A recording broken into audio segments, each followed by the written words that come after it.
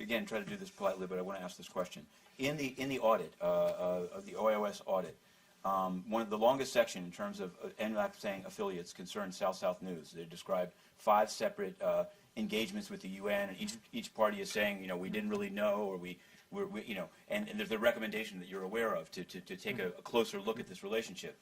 So I wanted to know, yesterday or earlier this week, South-South News put out a press release sent to many people, and they said, it is disgraceful that a few independent journalists are exhibiting a lack of professionalism and irresponsibility, essentially by questioning this. So my question to you is this, you may or may not have seen this, Reuters wrote a story about it. Okay, you've seen it. So here's my question, is, given all this, given that the indictment came out in October, 6 months ago, I went upstairs yesterday, and I see that South-South News still has a UN office, and apparently you said it's under review. There seems to be some due process rights. What I want to ask you directly is, how can there be a due process right for an institution that's charged with bribery when a smaller institution, Inner City Press, was physically thrown out of its office with no due process? And my question to you is, given that yesterday they tore a sign of the Free UN Coalition for Access off the door without the consent of the office's still occupant, who's a member of FUNCA, what is the intention, and what would you say to those who say, basically, if you have money, you get due process at the UN up to 6 months, and if you don't, you get 2 hours? What would you say? I would say that you're wrong, and I think you've been afforded